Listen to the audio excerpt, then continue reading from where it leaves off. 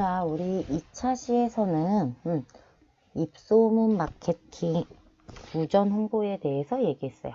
그죠? 요거를 왜 신경 써야 하고 요거에 왜 마케팅을 기울여야 하는지에 대해서 얘기를 했어요. 자, 그러면 이번 시간에는 자, 불만을 표현하는 고객은 최고의 고객이래요. 자, 우리 얘기하잖아요. 매장에 와서 뭐 이게 어쩌네 저쩌네 얘기하면 대부분 싫어하잖아요. 근데 그렇게 불만을 표현하는 고객이 최고의 고객이다. 왜 그런지 알아보도록 할게요.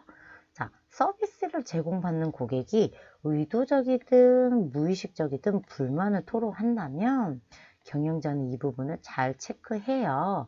그래야 고객의 욕구를 파악하고 아무리 작은 것이라도 고객이 가지고 있는 불만사항을 찾아내는 것이 중요하다. 고객의 말을 귀담아 듣지 않거나 듣고서도 반응하지 않는다면 고객은 더욱더 불만이 커져서 최악의 상황을 초래할 수 있다. 자, 우리 앞에서 얘기했잖아요. 고객 입장에서 생각한다 라고 했어요. 그래서 고객이 차를 대는 주차장이라든가 관리를 받는 관리실, 그 다음에 고객이 관리를 받는 뭐 커트를 하기 위한 공간들, 그리고 뭐 환기, 뭐 이런 것들을 신경을 써야 한다. 뿐만 아니라 고객을 맞이하는 직원들의 말투, 표정, 복정도 신경 써야 한다. 고객 입장에서. 그 얘기인 거죠. 자, 우리는 고객이 불만을 토로한다면 싫어만 하면 된다? 안 된다. 자, 고객이 불편한 부분을 바로 조치를 해야 불만이 사그라들겠죠? 그것이 곧 뭐가 돼요? 만족이 된다는 거예요. 자, 불만은 불편하다, 불쾌하다라는 얘기인 거잖아요.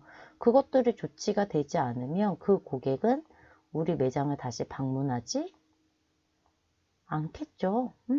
고객의 방문이 계속 이어져야 매출이 상승하는 거잖아요. 그죠? 그렇기 때문에 고객의 욕구를 파악해야 한다. 그게 고객이 불편하다고 하는 그걸 듣게 된다면 그걸 듣고 그게 고객의 욕구인 거죠. 나는 그 미용실에 갔는데 머리를 감겨주는 그곳 샴푸실에 갔는데 거기가 너무 지저분해. 그 세면대 같은 이 샴푸대에 막 물때랑 막 이런 게 껴있어서 거기서 내 머리를 감는 게 싫어 라고 하는 걸 들었다면 이거는 고객이 불편한 거잖아요. 불쾌한 거. 그러면 이것 때문에 매장을 방문하지 않겠다라는 얘기잖아요. 그러니까 고객이 방문하지 않을 거라고 하는 이유를 찾아서 시정을 해야 고객이 방문을 할 수 있다라는 얘기인 거예요. 자, 보면 자, 불만은 독특한 의사표시의 한 방법일 뿐이다. 불만이 전달되는 방식이 아니라 불만의 내용에 초점을 맞출 수 있어야 한다. 그러니까 불만을 얘기했다고 고객이 불만을 얘기했다는 거에 불쾌함을 가질 게 아니라 이렇게 얘기해 주셔서 감사해야 되는 거죠. 왜냐면 우리가 고칠 수 있게 된 거잖아요. 고객이 어떤 불만을 가지고 있는지 알 수 있는 거니까 고객이 불만을 얘기했을 땐 불쾌함보다는 그 내용에 초점을 맞춰서 시정 보완해야 한다. 자, 그래서 그렇게 불편을 얘기한 고객에게 불편에 대해서 일단 사과를 해야 되고요. 그 다음에 두 번째, 그 공간과 경청을 해야 한다. 공간과 경청. 그리고 고객이 불편했을 거, 고객님 그 부분이 불편하셨겠어요. 그리고 고객이 얘기하는 걸 경청할 수 있어야 하고요. 그 불편했다고 얘기했던 부분들을 조사하고 원인을 분석. 그 다음에 해결과 대안을 제시하면 고객님 고객님이 말씀하셨던 불편한 부분을 이렇게 해결했습니다. 하고 긍정적으로 마무리 질 수 있어야 한다라는 얘기인 거죠. 자, 그래서 보면 불만족 고객은요, 6%는 기업에 직접 항의를 하고요. 32%는 입소문으로 험담을 한대요. 그래서 우리 앞에서 입소문 마케팅에 왜 신경을 써야 한다라고 얘기를 했었잖아요. 이 사람이 좋은 얘기만 해주면 마케팅이 되겠지만 아닌 경우엔 내 매장에, 내 회사에 리스크를 주는 거죠. 손해를 끼치는 거죠. 그리고 대부분은 침묵을 한대요. 근데 이 입소문을 가진 사람이 한 명에게 전달한다, 두 명에게 전달한다, 세 명에서 다섯 명에게 전달한다, 여섯 명에게 전달한다. 세 명에서 다섯 명에게 전달한다가 403명이에요. 자, 그러면 이 세 명, 다섯 명이 또 세 명과 다섯 명에게 전달을 하면 어마무시하게 많은 사람들에게 전달이 되겠죠. 근데 이게 단순히 입소문에서 끝나는 게 아니라 우리 앞에서 바이럴 배웠잖아요. 인터넷을 통한 유포가 되면 훨씬 더 많은 사람들에게 유포가 된다는 얘기인 거죠. 그리고 63%는 침묵. 그러면 우리 매장에 한 번 다녀간 손님이 재방문을 하지 않아. 다시 오지 않아. 근데 불만을 얘기를 하지 않았고 안 오기 때문에 왜 안 오는지를 알 수 없는 거죠. 말을 안 했잖아요. 뭐가 불만인지를, 뭐가 만족스럽지 않은지를 말을 안 했기 때문에 우리는 뭐가 불만족 사항인지 이유를 알 수가 없다. 코로 우리가 고객이 불만족스러운 그 부분을 고칠 수 없다라는 거죠. 그러니 이렇게 침묵하는 사람보다는 기업에 항의를 하거나 입소문 내는 사람보다는 기업에 직접 항의를 해주거나 하는 사람들이 훨씬 더 우리한텐 도움이 된다. 근데 단순히 그건 6%뿐이 안 된다라는 거죠. 그래서 불만족 고객에게 어떻게 응대를 해야 하는지가 고민을 해야 한다. 자, 고객의 침묵은 또 다른 발언이자 메시지래요. 그래서 앞에서 보면 60% 이상의 사람들이 매장을 재방문하지 않는 이유에 대해서 말하지 않았다. 왜? 체념적 침묵은 현재 상황을 단념한 거래요. 무슨 말이에요? 말해봤자 소용없을 거야. 거기는 그냥 그런 거야. 라고 하는 거죠. 자, 음식점에 갔어요. 음식점에 갔는데 음식이 너무 맛이 없어. 그러면 어때요? 그 사장님 불러다가 직원 불러다가 너무 맛이 없어요. 너무 짜요. 너무 달아요. 얘기하지 않죠? 그냥 다음번에 안 가요. 두 번, 세 번 안 간다는 얘기예요. 한 번 가고 나서 음식 그냥 남겨놓고 두 번을 안 간다는 얘기인 거죠. 왜냐면 어차피 내가 얘기한다고 그거 고쳐질 거 아닌 걸 아니까. 그리고 방어적 침묵은 부정적 경험을 회피하기 위한 자기 보호적 침묵이다. 그러니까 부정적 경험이 뭐예요? 그냥 뭐 얘기를 했더니 자기한테 어떤 손해가 오거나 이런 것들, 그런 것들의 경험을 회피하기 위해서 침묵한다라는 거예요. 자, 굳이 따지자면 방어적 침묵 고객보다는 체념적 침묵 고객이 경쟁 기업으로 이탈 확률이 훨씬 더 높다. 체념적. 자, 우리가 화장품 회사 이렇게 두 개가 있어요. 두 개가 있는데 여기서 만족스럽지 못한 결과를 얻었어요. 그래서 나는 여기를 가지 않아. 어차피 말해봤자 달라지지 않을 거니까. 그래서 이쪽으로 옮긴다라는 거죠. 여기에 대해서만 불만을 갖고 있는 거고 여기에 갔을 때 달라질 수 있다. 여기서 조금만 고객의 목소리를 듣고 고객이 만족할 수 있는 서비스를 취해 준다면, 하지만 이 방어적 침묵 고객은 부정적 경험으로 회피를 하는 거잖아요. 그러니까 어차피 다른 데 가더라도 자신을 보호하기 위해서 그렇게 이쪽에 가서도 특별히 만족을 해서 이쪽 업체로 이탈 고객이 될 확률은 적다라고 보는 거죠. 자, 체념적 침묵의 고객의 경우 불만 고객과의 소통 채널을 명확히 하는 것이 중요하다. 그리고 소통 채널을 통해 의견을 개진했을 때 개선을 확인시켜 주고요. 고객 불만에 대해 적절한 보상을 해줘야 한다. 자, 그러니 달라질 게 없을 거니 나는 말을 하지 않겠어 라는 사람인 거잖아요. 이 사람에게 고객의 불만사항을 뭐 복잡하지 않게 써서 준다면 이 사람이 불만을 얘기할 수 있는 뭐 쉽게 접근할 수 있는 채널을 게시해 준다면 이 사람이 쓰겠죠? 뭐 우리 화장품 홈페이지 인터넷에서 화장품 같은 거 주문할 때 상품평 쓰게 되어 있잖아요. 그냥 한 줄, 두 줄 뭐 이렇게만 쓰잖아요. 아니면 뭐 이렇게 별 표시 몇 개, 뭐 두 개냐 세 개냐 표시할 수 있어서 자, 아무것도 쓰지 않고 하나에만 표시를 하면 이 사람은 만족이에요, 불만족이에요? 불만족이죠? 자, 그러니 요걸 가지고 이 고객에게 뭐 밑에 댓글을 달겠죠. 만족감을 드리지 못해 죄송합니다. 불편하셨던 점을 말씀해 주신다면 개선하도록 하겠습니다. 라고 한다면 이 고객은 그 밑에 한 줄을 또 달겠죠. 뭐 제품의 특성이 어쨌니 저쨌니 이렇게 본인이 만족하지 못했던 이야기를 달겠죠. 그걸 바로 시정하고요. 이걸 고객에게 고객님 이런 사항들을 이렇게 시정하도록 했습니다. 말씀해 주셔서 감사합니다. 그리고 뭐 포인트를 준다던가 화장품의 샘플들을 보내준다던가 하는 등의 적절한 보상이 이루어진다면 이 고객은 침묵하지 않고 그때그때 불편했던 점을 이야기해 줄 거고요. 그리고 이렇게 자기가 불편했던 부분이 개선이 되는 걸 확인했기 때문에 다른 데로 이탈, 다른 회사의 고객이 되지 않고 우리 회사에 계속 충성 고객이 될 수 있다라는 얘기인 거죠. 자, 방어적 침묵의 고객은요.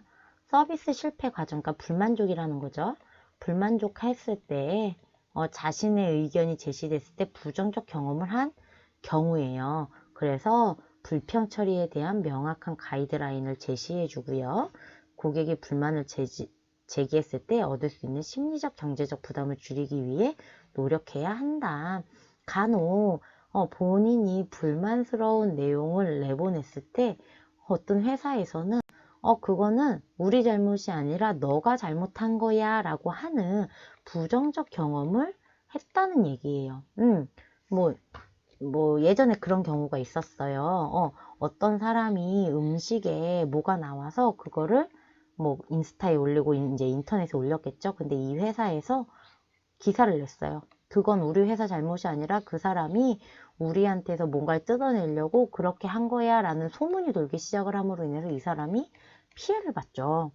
정말 본인은 음식이 나와서 이렇게 한 거고 회사에다 얘기를 했는데 회사에서는 이 사람한테 잘못했습니다. 그러고 인터넷상에는 우리가 잘못한 게 아니라 그 사람이 돈 받으려고 그런 거야 라고 하는 이러한 경험을 하게 되면 침묵, 어떤 일이 있어도 얘기를 하지 않는다라는 거죠. 그러니까 이런 것들에 대해서 명확한 가이드라인이 제시돼야 되고 이런 일이 생기지 않게 심리적이나 경제적 부담을 줄이기 위해 노력해야 한다라는 거죠.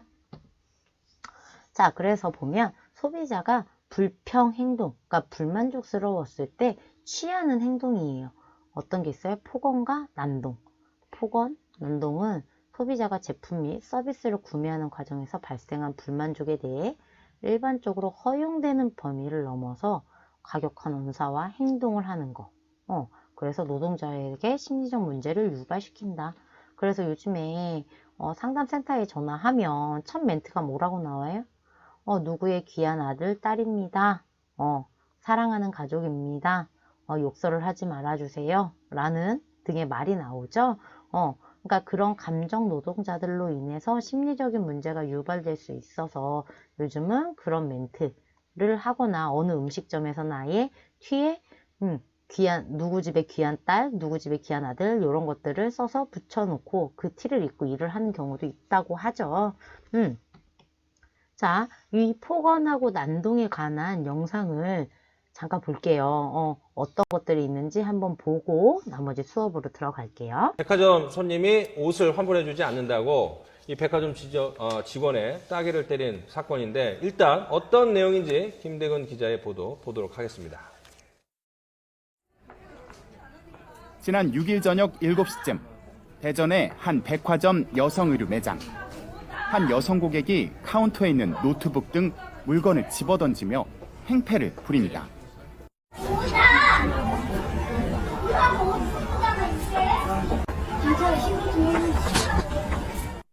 며칠 전 사간 외투를 교환해달라며 매장을 찾아왔다. 점원들이 소매에 립스틱이 묻어 교환이 안 된다고 하자 난동을 부리기 시작한 겁니다. 잠시 후 이 여성은 서 있는 직원의 뺨까지 때립니다.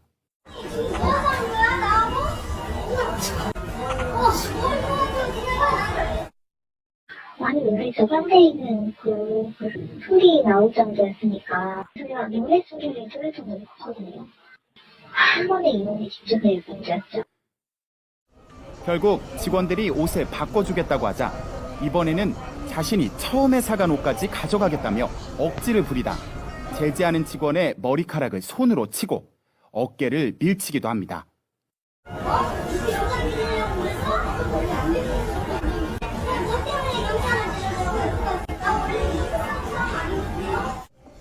난동은 백화점 폐장 때까지 1시간 동안이나 이어졌습니다. 여성에게 폭행을 당한 백화점 직원들은 충격으로 이틀째 출근을 하지 못했습니다. 제가 교환이 어렵다고 말씀드리면서 실랑이가 있었던 것 같습니다. 그래서 제가 경찰에 신고를 해서 지금 경찰에서 조사를 하고 있는 중입니다.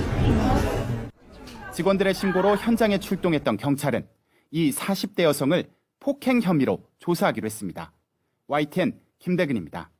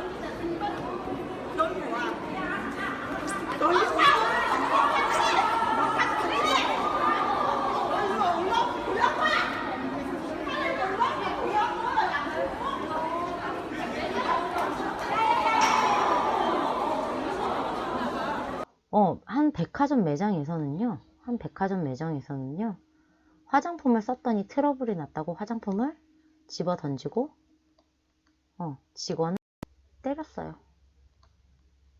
이 말이 돼요? 말 안 되죠. 화장품이 트러블이 나는 건 본인 피부죠.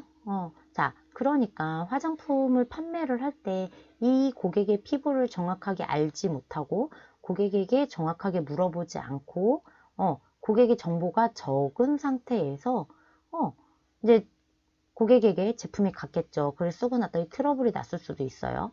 그리고 두 번째, 본인이 원해서 구매를 했을 수도 있어요. 근데 그 전 상황에 대해서는 우리가 알 수가 없죠.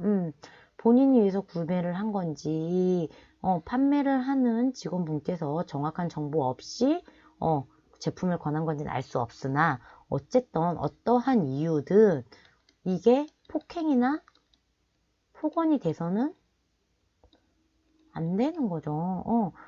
만약에 정확한 정보 없이 고객이 고객님 이 제품이 고객님 피부에 잘 맞아요 권해줬다. 근데 그로 인해 트러블이 났다. 나 이 매장에서 직원분이 추천해 주셔서 구매를 했는데 이러이러한 현상들이 생겼어요. 붉은 여드름이 생기고 피부가 가렵고 이런 증상들이 생겼습니다. 이거에 대해서 조치를 취해 주세요. 매장에다가 할 수도 있는 반면에요. 우리 화장품 뒤에 보면 환불 처리를 할 수 있는 전화번호가 있어요. 거기다 전화를 해서 처리를 할 수 있는 방법도 있죠. 그렇게 하고도 안 됐을 경우에 뭐 법적인 게 있을 수도 있고요. 뭐 우리 잘 아는 인터넷 같은데 글을 올려서 뭔가를 조치를 취할 수도 있음에도 불구하고 이런 걸 하는 건 올바르지 않다. 자, 두 번째, 과도한 경제적 보상을 요구한다. 돈으로 요구를 하는 거죠. 이거 보면, 자, 지렁이 단팥빵이에요. 결국은 뭐냐면, 단팥빵에 지렁이가 나왔다고 해서 나온 거예요. 그래서 그걸 신고를 했고, 그래서 나 이것 때문에, 너 피해를 봤으니까 돈을 줘. 라고 한 거죠. 근데, 보면, 5천만 원을 요구를 했대요. 단팥빵 하나 때문에 5천만 원을 요구를 한 거죠. 근데 그것도 진술 번복 조건으로. 자, 어떻게 됐어요? 이러면 결국은 경찰서에 잡혀갈 수밖에 없어요. 자, 단팥빵이 200도가 넘는 고온에서 구워지는 데 반해 지렁이는 당시 물기가 남아 있었대요. 아니, 200도가 넘는 데에 있었는데 지렁이한테 물기가 남아 있는 건 말이 안 되죠? 열을 안 받았다는 얘기니까. 그러니까 이런 식으로 말도 되지 않는 경우들이 생긴다. 세 번째, 근거 없는 비방과 억지 주장, 악성 댓글이 있다. 자, 여기 보면 CJ 제일제당에 육가공 식품을 먹고 자녀가 장염에 걸렸다고 주장해서 C는 만두파동으로 기업이 입은 피해를 언급하며 치료비와 정신적 피해 보상으로 2억을 요구했대. 말도 안 되는 금액이죠. 그리고 전부 입국할 것과 언론에 통한 공개 사과를 요구했대요. 근데 CJ에서는 어때요? 그거에 대한 조사 결과가 나오기까지는 부상이 불가능하다. 라고 했고, 결국 이거는 어때요? 제품을 해봤더니 병증을 일으키는데 직접적인 원인으로 볼 수 없다. 근데 어때요? 이렇게 뉴스가 하나고 나가고 나면 이 결과는 보다는 이 뉴스 딱 눈에 띄는 요거 내용 하나만 가지고 소문을 낳아서 퍼져가잖아요.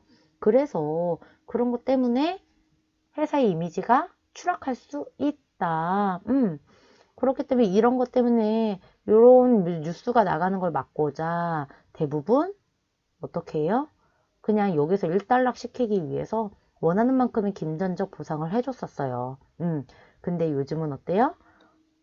인터넷이 하도 유명해지고 사람들이 그 가짜 뉴스와 진짜 뉴스를 구분을 할 수 있는 그런 것들이 많이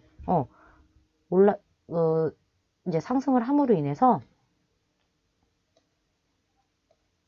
뉴스가 나가더라도 우리는 정확한 정보를 제공하겠다. 우리는 잘못한 게 없다라는 걸 정확히 명확하게 밝히는데 훨씬 더 노력을 기울이고 있잖아요. 그래서 우리 왜 갑질이라는 것들 옛날에는 고객이 원하는 대로 무릎을 꿇으라면 꿇었고 원하는 대로 다 했었지만 지금은 어때요? 이런 것들에 블랙 컨슈머에 대한 대응책이 마련이 돼서 나올 정도. 그래서 상담원 같은 경우는 욕을 하거나 그러면 전화를 그냥 끊을 수 있어요.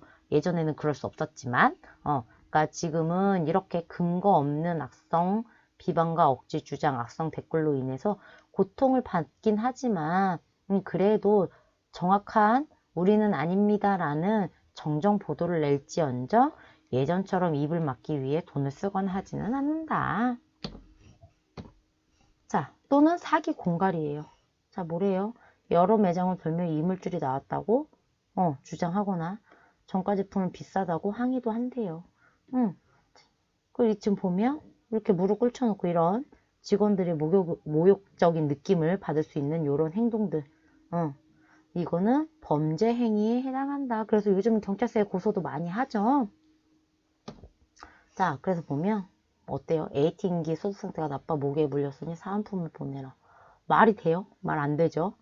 은행 옆에 맨홀 뚜껑 때문에 다쳤으니 치료비를 대라.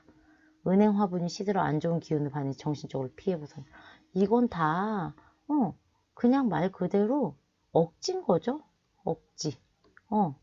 이거는 있을 수 없는 일인 거죠. 그럼에도 불구하고 아직도 이런 사람들이 존재를 하고 있다라는 거예요. 자, 이거 봐봐요. 동네 장사 이런 식으로 하면 안 되지. 손님은 왕이다. 나는 손님이다. 고로 내가 원하는 대로 해라. 요것들은 사실은 불평, 정말 내 서비스가 잘못됨으로 인해서 나타나는 불평 행동이 아니라 우리가 얘기하는 블랙 컨슈머, 우리가 얘기하는 요 진상이라고 얘기하는 블랙 컨슈머 라는 거죠. 올바른 내 고객이 아니라 나랑은 먼, 내 고객이 되길 원하지 않는 사람들인 거죠. 그래서 보면 이렇게 불만을 토로하는 사람들을 어쨌든 우리는 만족시킬 수 있는 대응책이 필요해요. 그래서 전문가요. 자신을 과시하는 타입이에요. 내가 직원보다 훨씬 더 많은 걸 알고 있다라고 얘기하는 거죠. 그러니 어때요? 고객의 능력에 대한 칭찬과 감탄, 그 다음에 대화 중에 반론을 제기하거나 자존심을 건드리는 행위는 하지 않는다. 이 사람은 내가 누구보다도 뛰어난 사람이라고 생각을 하는 사람이기 때문에 거기에 칭찬과 감탄으로 대응을 해라라는 거죠. 그리고 우유부단혀 딱 부러지지 않게 말하고 빙빙 돌리는 고개. 그러니까 그래서 어떤 걸 원하시냐고요? 다그치지 않고 자신의 생각을 솔직히 드러낼 수 있게 유도하고 기다려줘야 한다. 그리고 트집형. 그 다음에 사사건건 트집을 잡는 사람인 거죠.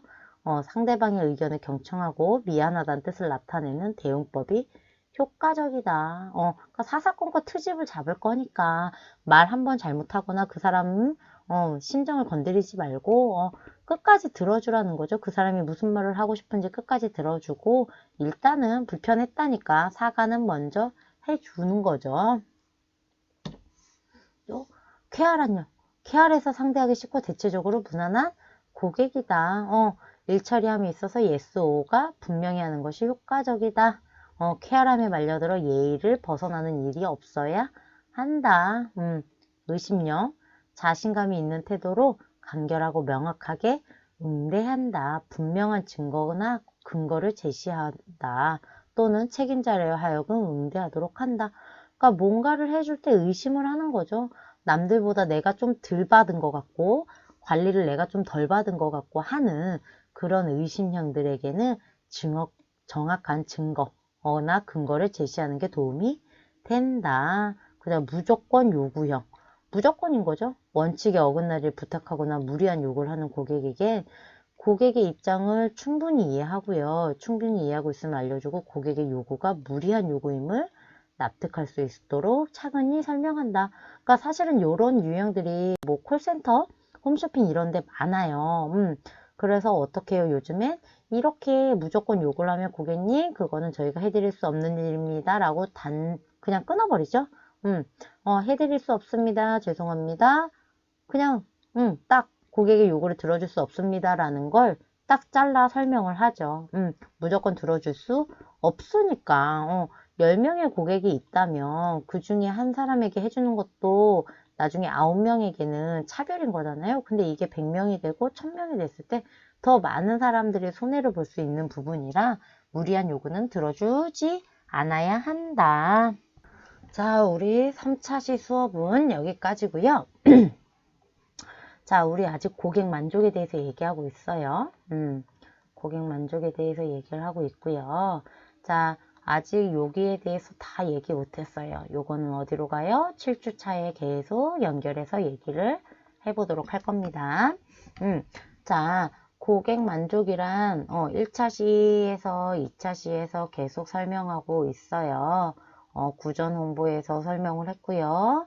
그 다음에 직원 교육, 그 다음에 고객 입장에서 생각하기 등 여러 가지를 얘기하고 있고 이번 3차시에서는 어떤 걸 얘기하고 있어요? 고객이 불만족을 했을 때 어떻게 응대를 해야 되는지, 그리고 고객 불만족에 대한 불평 행동에 대해서는 어떻게 나오는지, 그런 것들을 얘기하고 있습니다. 자, 나머지 부분은 우리 7주차에서 배우도록 할 거고요. 이번 주도 온라인 강의 듣느라 고생이 많으셨고요. 하지만 어려운 내용 여러분들을 위해서 어렵지 않은 내용으로 최대한 쉽게 가고 있습니다. 그러니 조금 힘들더라도 집중해서 들어주시고요. 아직 코로나가 다 완전히 끝난 상태가 아니니까 여러분들 위생, 청결, 마스크 착용하시는 거 잊지 마시고 한 주도 건강히 보내시고 우리는 7주차에서 만나 뵙도록 하겠습니다.